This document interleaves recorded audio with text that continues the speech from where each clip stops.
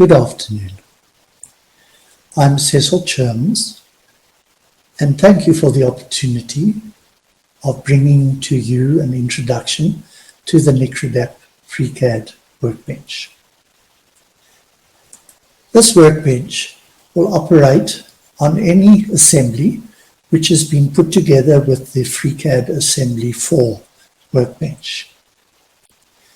Given that assembly, it can then model from it a full mechanical assembly or mechanism with joints and forces and such like. On this system, it can then perform planar dynamics analysis, hence the acronym DAP. And once that dynamic analysis has been performed, it will output both kinematic and kinetic data for all the objects in the subsystem. It will also, on request, display a full visual animation of the analyzed system. Hence, with freecad's ability to design and build 3D objects of arbitrary shape, and Assembly 4's ability to put those objects together, so the nikradap workbench can take that system or assembly and analyze it, give you all the velocities, accelerations, Lagrange multipliers, the works, for every single object, every single subbody, every single point that you have defined specifically for that subsystem. And then also display a full visual animation of that system so one can see exactly what is going on.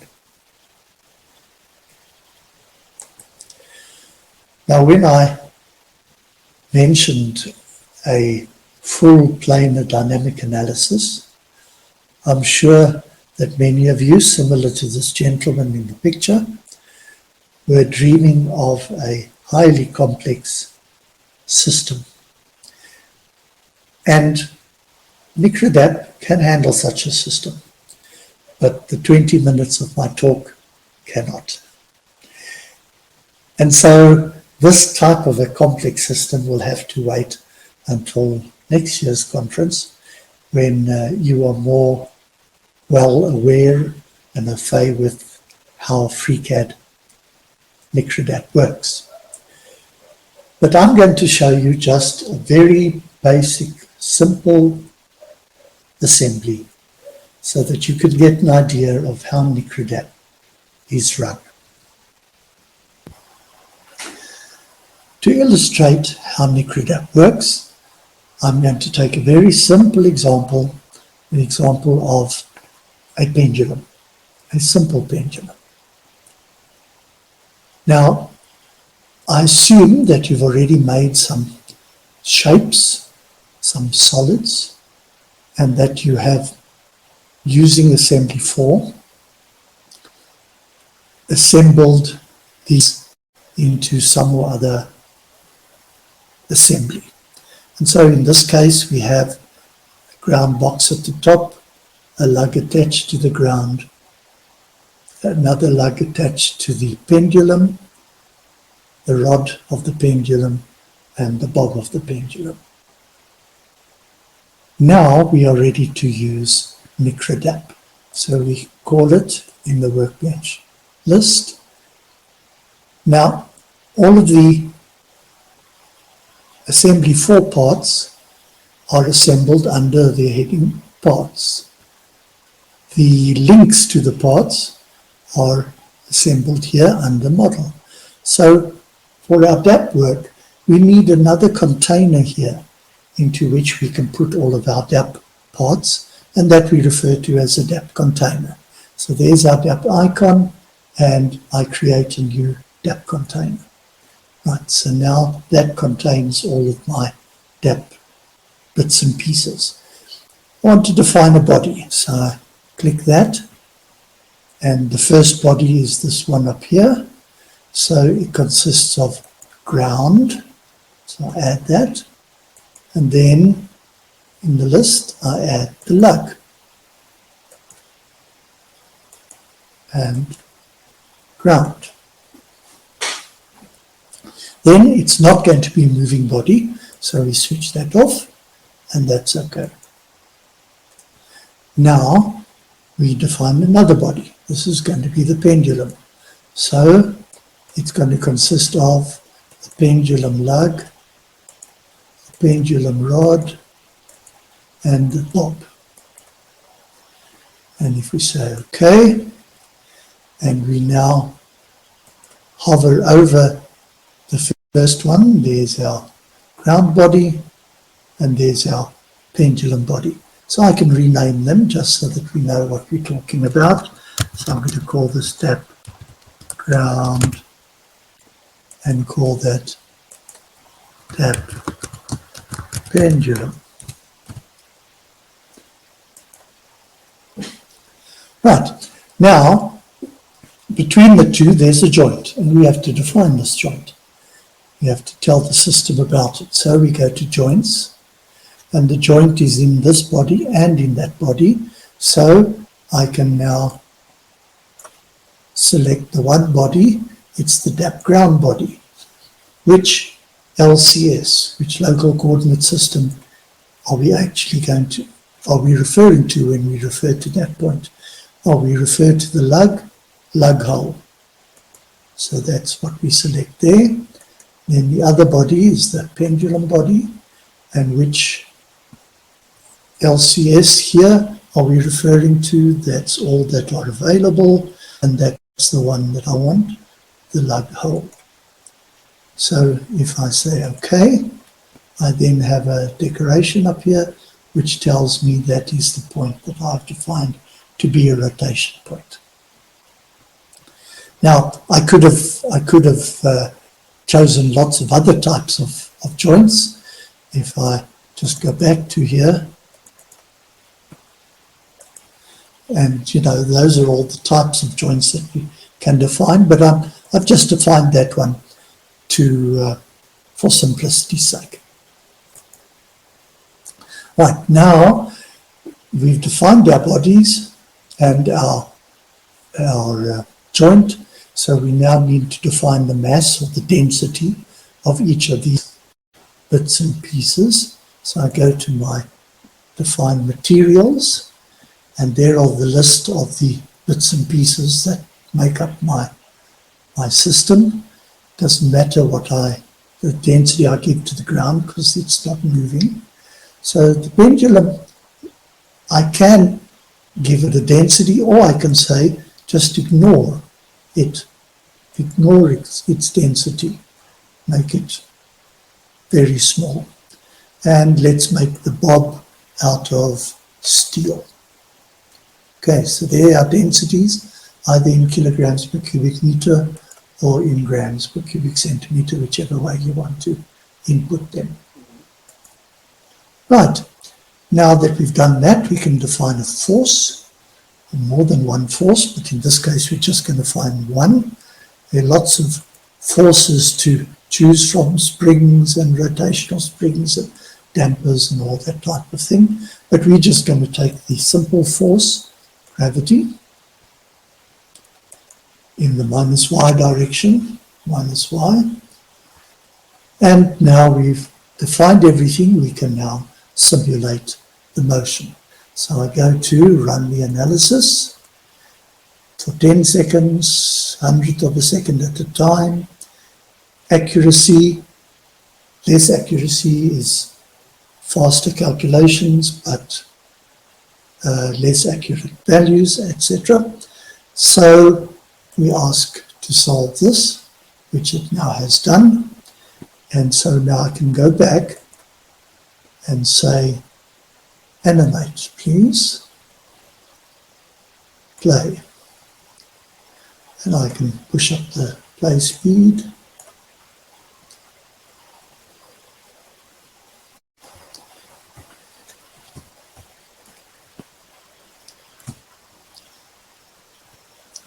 And there's our animated pendulum.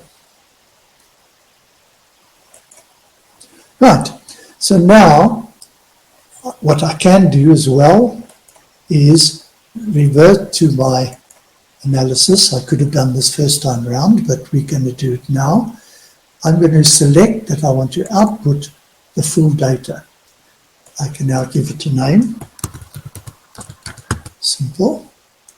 And now, not only will it calculate this for the pendulum, but it will output data to a space-separated spreadsheet file for your Excel or your LibreCalc or any other spreadsheet of your choice.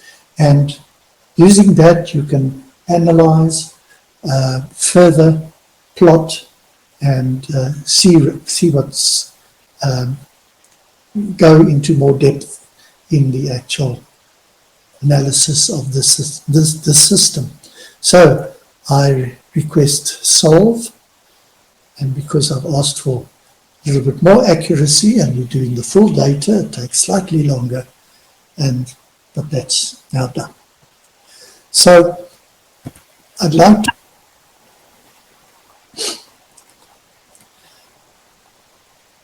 okay, I have now loaded up a much more complex pendulum system, and we're going to analyze this with nikradap and also animate it, and also see in the results what this one's parameters look like. On purpose, I've made a simplification, and I've made all of these connecting rods to have almost no mass. You know, a typical simplification to help you to do this by hand. And we will see how horribly wrong you can go by making simplifications and not using the program like nikradap to actually do the calculations correctly.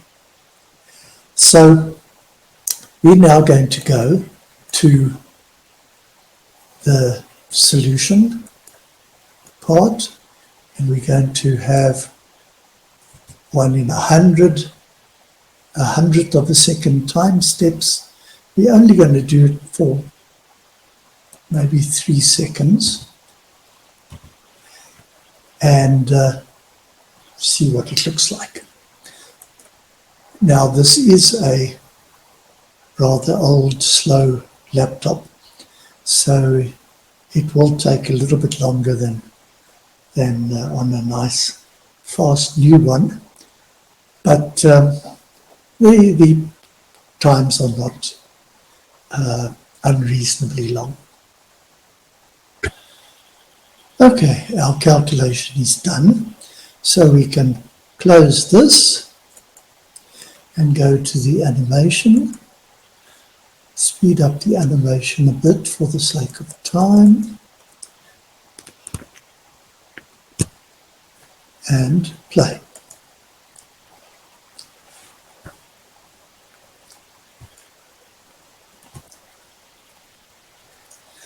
And that gives you an idea of the complexity of a pendulum system that DAP, for instance, can handle. Okay, let's look at a small subset of the parameters that nikradap generates in its analysis and which it outputs to the spreadsheet file. Here's something relatively trivial. A simple pendulum, a sine wave, what looks like a sine wave for total kinetic energy, total potential energy, sum of the two is constant.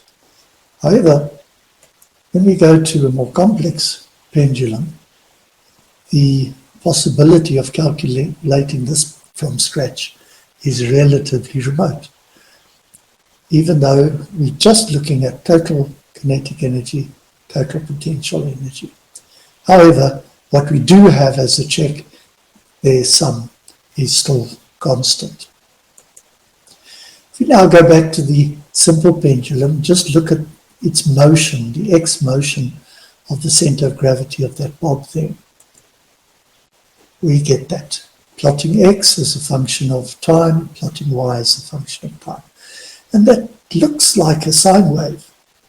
However, when we look at the velocity, in other words, the slope of that position time graph, we see that by no means is that a sine wave, because its velocity is almost a triangular wave. And look at the kink over here in the x velocity around the 0 point. Somewhat unexpected, especially to people that think that pendulums are an example of simple harmonic motion. They aren't. Only in the limit very close to their equilibrium point do they follow a sine wave. So we also look at the acceleration, and that is even more complex just for a simple pendulum. If we now go and plot it in a different way, we just plot x versus y position of the center of mass of that bob.